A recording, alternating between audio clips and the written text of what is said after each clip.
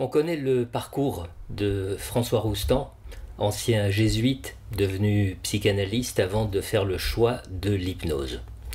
Dans l'ouvrage La fin de la plainte, l'auteur nous offre une étude à la fois philosophique, existentielle et clinique de la plainte. Il en explore les mécanismes intimes et à ce titre, je trouve qu'il apporte une contribution précieuse aux praticiens qui se cognent à la répétition incessante de la plainte, qui s'interroge sur son enracinement, sa fonction dans l'économie psychique, des sujets qui s'y adonnent. L'ouvrage commence par une définition. Qu'est-ce que c'est la plainte? De quoi s'agit-il vraiment? Eh bien, pour Roustan, la plainte ne peut pas être limitée à la simple expression d'une souffrance. C'est-à-dire que pour lui, elle va au-delà. Elle se caractérise par son côté excessif. Roustan évoque une théâtralisation, une véritable mise en scène du malheur. Le praticien accoutumé à l'écoute de la plainte reconnaîtra à coup sûr ce décalage, pour ne pas dire ce fossé qui sépare ce qui est exprimé d'une part de la réalité vécue d'autre part. Ce que l'on entend chez le patient, c'est un véritable enracinement dans la plainte. Là où il pense que son récit va lui procurer un indéniable soulagement, il ne se rend pas compte que l'excès va en quelque sorte figer la douleur, va la pétrifier, en faire une défense à l'image de ces murs de forteresse censés protéger les seigneurs d'antan des envahisseurs. Alors, séparé du réel, enfermé dans la citadelle de sa plainte, le sujet fait de celle-ci une modalité de son être, une modalité qui le conduit au ressentiment, à la passivité et à la dépression.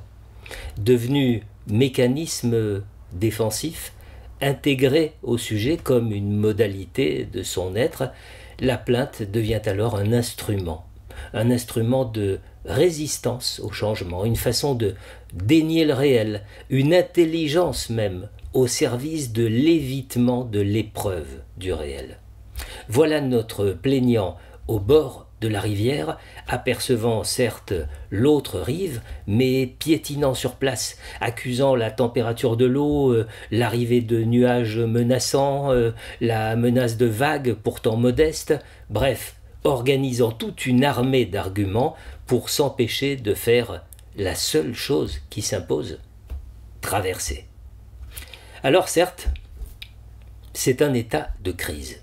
Devant, c'est un appel à une transformation intérieure, une exigence de travail qui vise la croissance du sujet, la reconnaissance nécessaire d'une perte.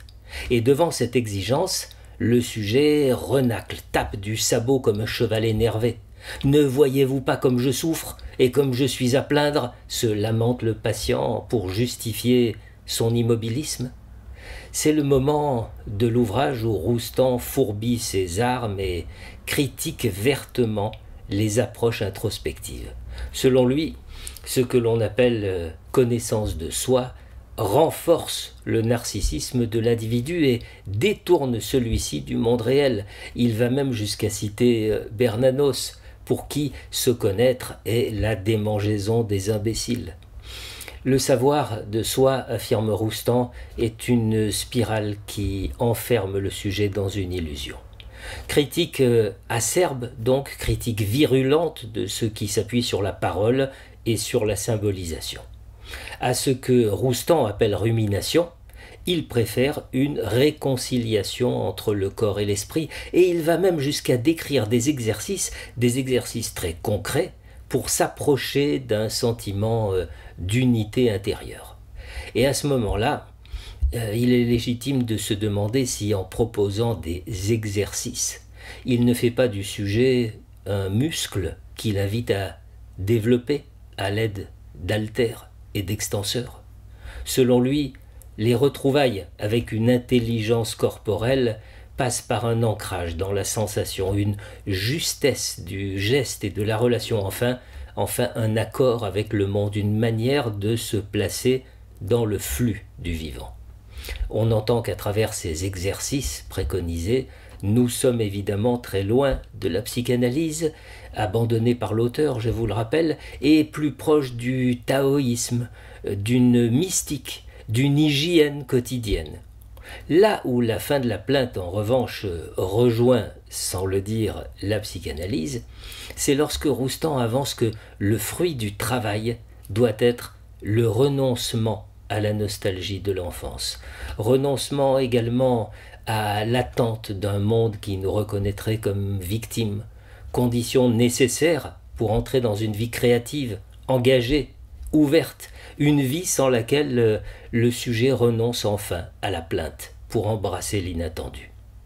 Alors en conclusion, je dirais que le choix de François Roustan de s'éloigner de l'analyse pour aller vers l'hypnose ne fait, selon moi, que mettre en lumière les deux voies qui s'invitent toujours devant chacun de nous comme des accès différents à l'autre authentique en nous.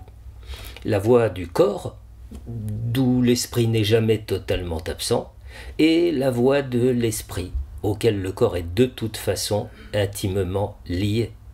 Critique radicale de la plainte en tant que posture existentielle, le livre de Roustan est plus qu'un livre sur la thérapie. C'est un appel à sortir d'un repli sur soi frileux, craintif. C'est un appel à rompre avec notre narcissisme, à devenir ou redevenir des êtres vivants, vibrants.